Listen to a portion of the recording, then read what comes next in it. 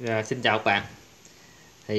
Hôm nay mình tiếp tục mình nhận được yêu cầu quấn biến áp từ một khách hàng. Lúc này mình làm biến áp rất là nhiều, không phải bên lĩnh vực âm thanh mà mình làm biến áp bên inverter cho các nhà máy điện mặt trời, và cũng như những cái biến áp được sử dụng trong các hệ thống như là máy CNC, hay bất cứ những cái hệ thống nào có sử dụng biến áp, tăng áp hoặc là giảm áp. Hôm nay thì mình cũng có nhận được cái yêu cầu từ một khách hàng. Ở đây thì mình cũng phân tích cái yêu cầu. Yêu cầu của khách hàng đặt ra là biến áp dùng cho hệ thống CNC. CNC có nghĩa là máy tiện CNC. Máy tiện này là máy tiện có lập trình CNC. Điện áp vào là 220V AC, điện áp ra là 0,70V AC. Cái này là người ta sử dụng cho một cái động cơ ở trong cái máy tiện CNC. Cái công suất của động cơ này cũng vừa thôi chứ không phải là lớn lắm. Như vậy khách hàng cũng có gửi đi cho mình cái thông số về cái biến áp cũ đã bị cháy rồi. Ở đây là cái thông số của cái máy biến áp mà khách hàng đã đưa cho mình, chuyển qua cho mình.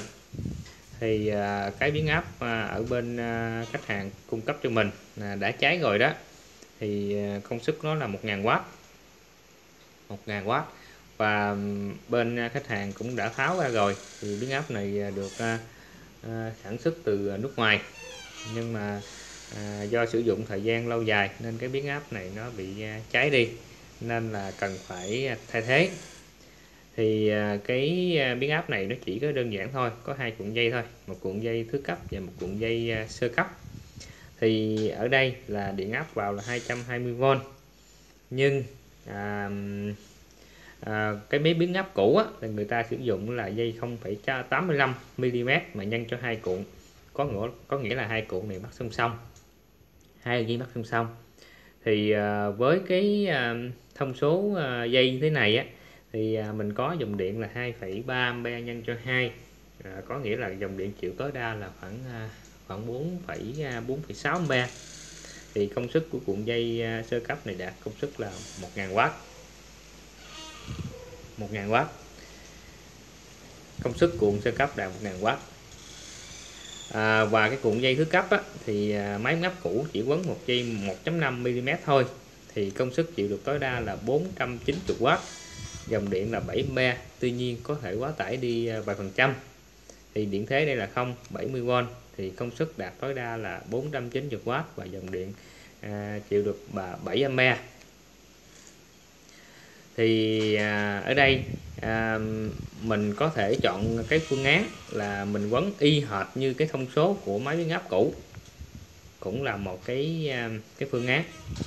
Mình quấn y hệt như cái thông số của nhà máy đã quấn rồi. Tuy nhiên chúng ta cũng có thể chuyển sang phương án thứ hai, có nghĩa là phương án này ở bên mình thiết kế ra để quấn làm sao cho giá thành nó rẻ nhất và quấn dây cho nó thuận tiện nhất. Ở đây là một cái sơ đồ biến áp đã thay thế. Ở đây mình cũng vẫn giữ nguyên là cuộn dây sơ cấp và cuộn dây thứ cấp. Cuộn dây thứ cấp ở đây đó là dây 1.5mm, Y bằng 490W và Y bằng, ở đây là B chứ không phải Y. B bằng 490W, Y bằng 7A. Như vậy cái cuộn dây này chúng ta vẫn giữ nguyên thông số.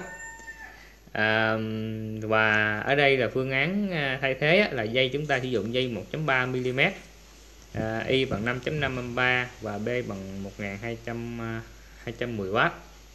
Như vậy là thay vì chúng ta quấn 2 cuộn dây 0.85 nhân 2 cuộn song song, bây giờ chúng ta đổi thành phương án đó là dây 1.3 chỉ một cuộn đơn thôi, thì dòng điện chịu cao hơn và công suất là B1210W, và cái công suất này nó cao hơn so với chúng ta sử dụng hai dây 0,85 chập đôi hai mắt song song.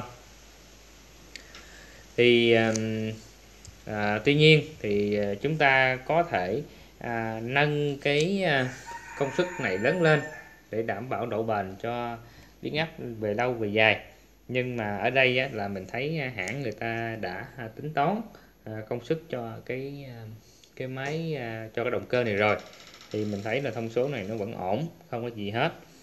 Thì chúng ta có thể chọn phương án nó quấn theo cái thông số của nhà sản xuất, hay là chúng ta có thể là quấn dây theo cái tính toán thiết kế ở riêng ở bên mình, hay là chúng ta tăng thêm công suất biến áp lên đều được cả, không vấn đề gì hết. Và bây giờ để thuận lợi thì mình chuyển cái thông số cũng như cái sơ đồ từ biến áp của hãng thành biến áp ở bên mình tính toán và thiết kế. Thì sau khi chúng ta tính toán và thiết kế xong thì chúng ta có dây 1.5mm là trọng lượng 500g hay là nửa kg dây đồng, và dây 1.3mm là cuộn dây của cuộn sơ cấp, thì ở đây sử dụng dây 1.3mm trọng lượng dây là 1 kg. Thì như vậy tổng cái trọng lượng dây đồng chi phí cho biến áp này là 1,5 kg và 10 kg lõi thép, thì vật liệu và công vấn nữa, thì cho nên là biến áp này nó khoảng 1 triệu đồng. Thì lõi thép ở đây á, là chúng ta mua thì giá nó khoảng từ 30 đến 35 ngàn một ký, tùy theo nơi bán. Thì vậy là chúng ta lõi thép này chúng ta nếu mua ở ngoài thị trường, mua lẻ ngoài thị trường thì giá nó rất là cao, nó khoảng 350 ngàn. Thì như vậy chúng ta vấn thì nó không có lời, thì giá thành của biến áp này tăng lên. Nếu chúng ta mua được loại thép này rẻ hơn thì giá thành cho khách hàng của mình giảm lại. Thì tùy theo cái lỗi mà chúng ta mua được rẻ hay mắc thôi.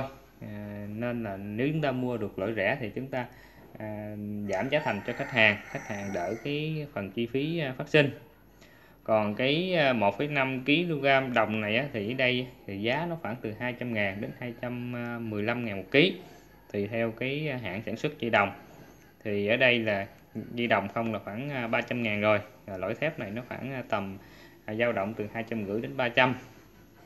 Thì vật liệu công vấn thì công vấn chỉ còn lại một ít thôi.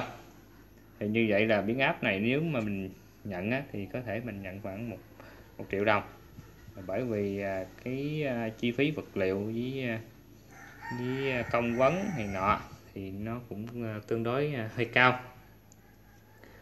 Thì ở đây là chúng ta quấn máy biến áp này cho máy CNC công nghiệp hoạt động thì chúng ta phải đảm bảo được là cái công suất và cái dòng điện, và đây là một cái tiêu chí mà mình phải đạt được về công suất cũng như dòng điện nó chịu trên biến áp này.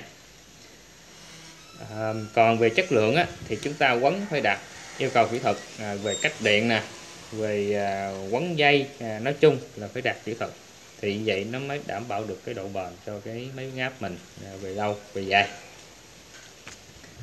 Thì như vậy thì mình đã tính toán xong cái thông số của máy biến áp mà khách hàng đã yêu cầu, và đồng thời thì mình cũng báo giá cho khách hàng đồng ý thì khách hàng đặt hàng thì mình mới làm.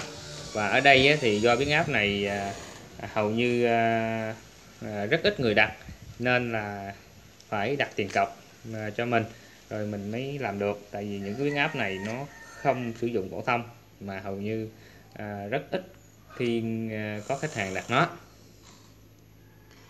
Thì để quấn cho cái máy biến áp này đạt công suất nó khoảng 1000W thì ở đây thì cái lỗi này là cái lỗi tham khảo thôi.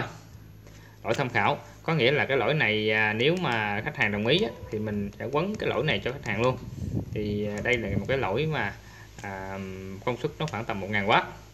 Thì ở đây là chiều cao là nó khoảng 80 mm và đường kính nó khoảng 170 mm, và đường kính D1 này nó khoảng bằng 85 mm.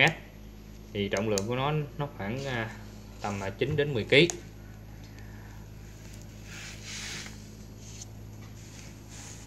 Thì đây là một cái lỗi mà mình đã quấn cách điện giữa bên trong lỗi thép và cuộn dây bên ngoài. Thì ở đây là một lỗi mình đã quấn cách điện ra rất an toàn. Chúng ta phải cách điện giữa lỗi biến áp và cuộn dây, nếu không cách điện thì nó chập dây giữa cái lỗi và cái cuộn dây biến áp. Thì ở đây là mình đã lót cách điện hoàn chỉnh rồi, và nếu như khách hàng đồng ý thì mình quấn cho khách hàng cái cục biến áp này vào 220, ga là 70V AC, thì công suất nó khoảng 1000W.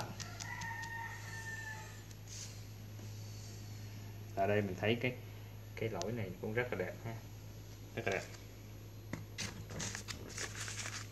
Thì ở đây á, là mình nhận làm biến áp thì làm theo yêu cầu, và cũng như phải đảm bảo được về mặt kỹ thuật, về mặt công suất, dòng điện và về mặt kỹ thuật vấn, để đảm bảo làm sao cho biến áp mình độ bền cao nhất. Ở đây á, là khi mình công bố dây bằng bao nhiêu mm cũng như trọng lượng dây, thì khi quấn thì đúng với cái cả công bố. Ở đây là mình sử dụng dây đồng, không sử dụng dây nhôm, và cũng như giá mình báo cụ thể rồi. Thì nếu khách hàng yêu cầu hay là đồng ý thì mình tiến hành làm cho khách hàng. Ở đây á, là biến áp này ứng dụng rất nhiều lĩnh vực, không phải trong cái lĩnh vực âm thanh không, mà còn lĩnh vực về năng lượng, lĩnh vực về công nghiệp. Nói chung thì có rất là nhiều cái ứng dụng trong những cái lĩnh vực trong đời sống hiện nay cũng như trong công nghiệp. Và xin cảm ơn các bạn đã quan tâm theo dõi. Xin chào các bạn.